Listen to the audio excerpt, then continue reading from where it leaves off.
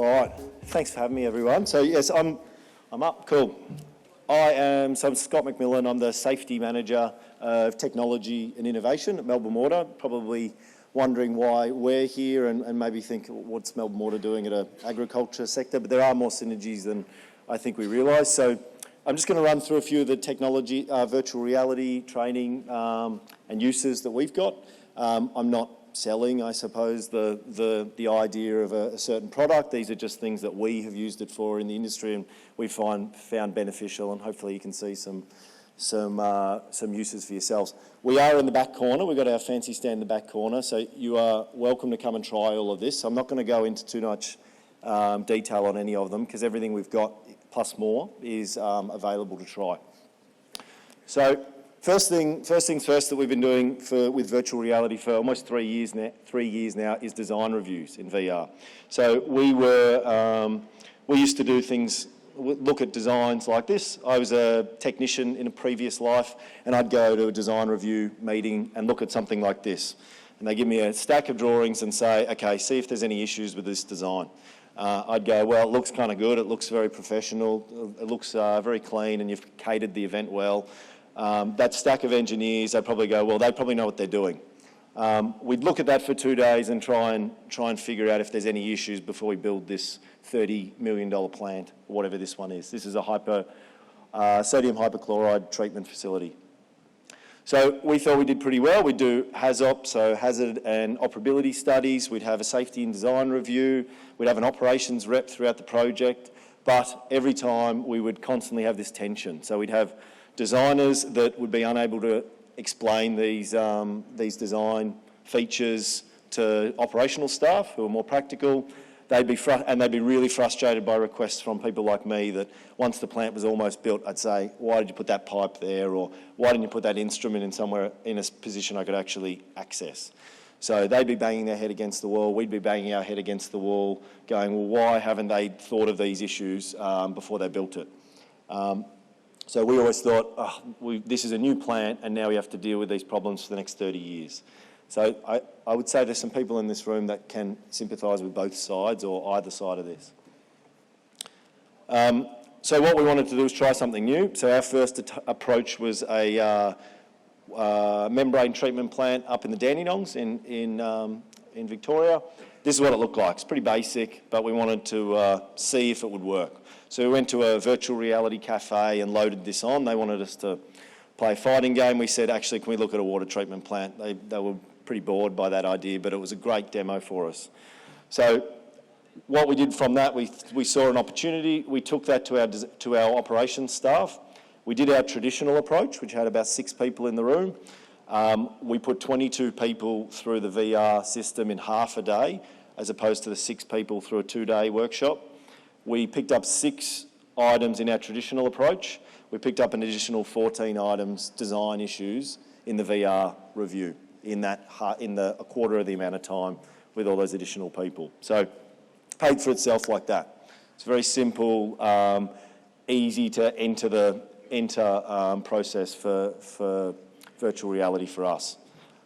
What we did, so if you're looking at things like this, it looks it can give you an idea of what we were picking up, but this membrane skid, it's quite complicated with the pipe work between the wall and that skid. So me with my electrical and instrument background, I go, well, I'm really going to struggle to access these valves that are up against the wall. I couldn't see the position of the valves because they're all facing the roof. So things like that were really hard to fix in a design review. Really hard to fix once it had been built, really easy to fix while it's just drawings on a piece of paper. So all we had to do was slide that skid out by about 1 metre. We'd turn those valves around and there's some cabinets on the wall that you would have had to reach over to access. We brought those out as well. So easy to fix things that are really hard to visualise in a standard plan and schematic system. So that's just to give you some idea of the sort of things we'd pick up. So I'd say it's really easy to trial a lot of these things, and you'll get to try a lot of things today, but trialling it is cool and it's the way to experiment, but embedding it in your business is what we found was the challenging bit, but the most rewarding. So what we did was build a design specification for virtual reality, so we know that we're constantly getting a consistent approach and quality for our staff that are going to engage with it. We made it a mandatory process, so it's now, if you're going to build a treatment plant or do some sort of large-scale project in Melbourne Water, you have to do a design review in virtual reality. It's not an optional process anymore. So what we say, it doesn't really matter anymore though, because if you're the project manager that goes out to a site now with a stack of A3 drawings and slams it on the desk, they will chase you off site. So we've actually had design reviews get cancelled because they didn't do it in VR. So no one will accept it now because the culture's gone that way, because they just see the value so much. And we've done about 13 projects through this process now. So really beneficial for us. This is kind of the standard that we expect now for a design review. So this is that sodium hypochlorite plant that you saw from the start. This is what it looks like in VR. So there's the little thing I point out here is, you wouldn't have picked it up in those first drawings, but that window, if I had a laser, I'd point, so the pointing is probably not really doing anything, but the minute that window is looking from the control room into the plant, it's actually, the top of the window is about 6 foot high. So you couldn't look at any of the plant without doing a squat every day. So every operator that'd go down there and do their daily shift inspections would have to bob down to have a look at half the plant. So it was prefab concrete wall, really hard to fix. We wouldn't fix it if it was built like this. All we did was move it up in the design and cost nothing. But to do it later would cost nothing. It wouldn't cost anything because we wouldn't do it. We'd just have to deal with that for 30 years of operation. So it's just to give you a flavour of where, probably a good entry point if you're getting into this technology. And that's the plan. So next bit, which you can demo up the back, and I'd implore you to give it a go to see what it actually looks like and feels like, but is our snakebite virtual reality training. So we did this with Deakin University, and we really wanted to see if there was a more immersive way to do safety. I'm a safety person, but I find safety inherently boring. So this is a way to try and engage people again and give them a practical sense of what it's all about.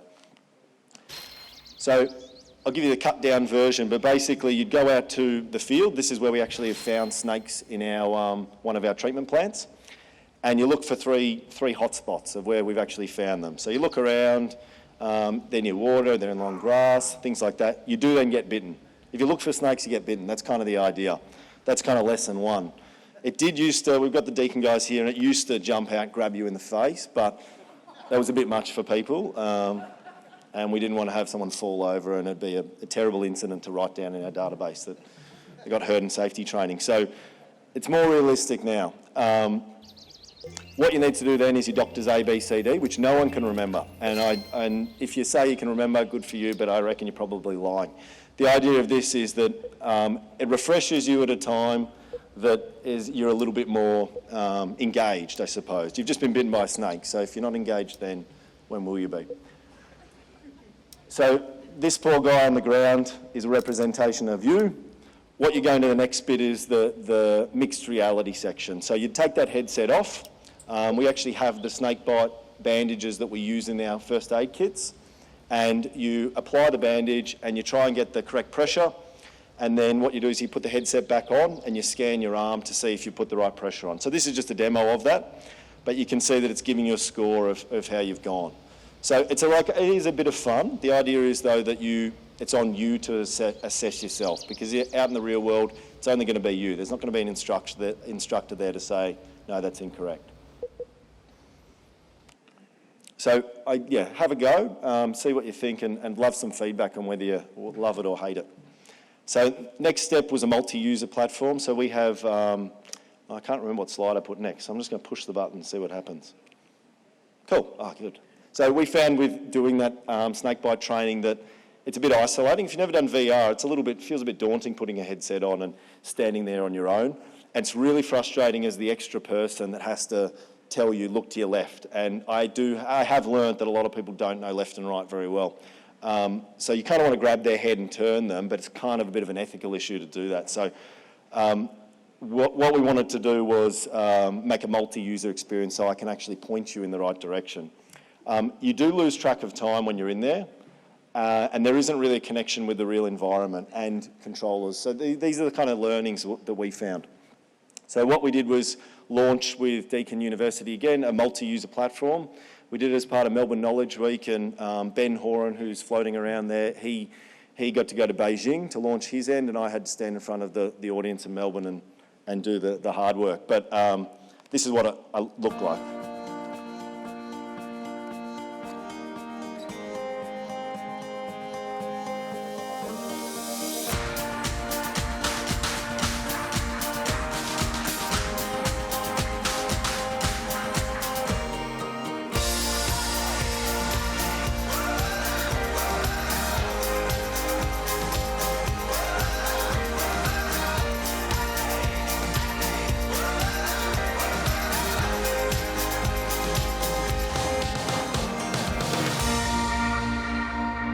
So you could see Ben in the corner of that, just sitting at a computer. It was very simple for him. I had the audience and tech issues for 300 people to deal with. He won't agree with that, but basically we wanted to really test that multi-user aspect. So Beijing, Melbourne, we can do it anywhere in the world. So the Antarctic Division's really excited about using this technology to be able to train their staff remotely rather than jamming it all in Hobart before they go. What we wanted to use it for was a real use case though. So documents like this are my enemy, I suppose. This is an isolation plan for an ozone generator. 2,800 words, I think it's 17 pages of bad formatting, spelling errors and things like that. It drives me insane. So what we did was basically give the drawings and the model of the plant to Deakin. We gave them this isolation plan, and then we said, build, and these are our requirements, and they went away and built this system for us. We still say it's the world's most advanced multi-user VR platform. I was saying to someone before, I kind of use it to poke someone into saying that's not true, we've got a better one, but no one's been able to disprove it yet. So we're standing by that until someone outs us as frauds. But basically, it is completely immersive. You can have 2 people anywhere in the world. You can have 10 people anywhere in the world looking at this same system. You can levitate. It's all hand tracking. It's very cool. Ignore the ozone generator though. None of you probably have an ozone generator like we do. This is the second largest one in the world. After Rio took over when they had the Olympics, so we weren't happy about that. But still, it's the platform that's impressive, I think. That it doesn't matter what you're putting in there, it doesn't matter what kind of training that you want to put out there. This platform is now built and works. So this is the latest one that we're working on. Well, it's a pilot that we did once again with Deakin.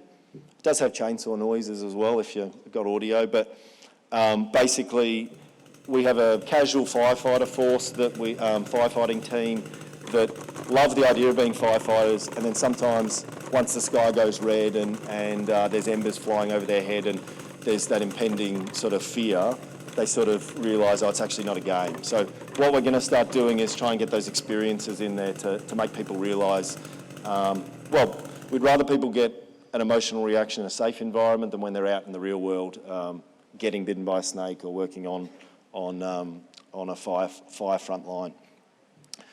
So I guess if I was to give myself advice from 3 years ago when we started, I think a lot of companies that see this and go, yes, we want it, they kind of, I think I had the same thing, struggle of where to start, but it is all about starting small. So design reviews for us, really easy one to get the business thinking about using it. We're a relatively big business, 3,000 people with contractors, and there's a real appetite for this. I'd find someone that can do some stuff that either doesn't exist or doesn't stifle your creativity. Deakin, for us, are really good at when I come up with a crazy idea, they're not very good at saying no. So it kind of really works well for us. Come up with something that's a bit different though. You might find a simple 360-degree video is fine for you, and that's fine. But if you want to really push the edge, come up with something that doesn't exist. And have others pitch ideas to you. So every project we do now comes from someone else to me. It's not me going out saying, we're doing an ozone generator training, isolation training. It's them saying, we have a need here that we need to fill. Can we do it with VR? So that is all I have. Thank you very much. Ooh.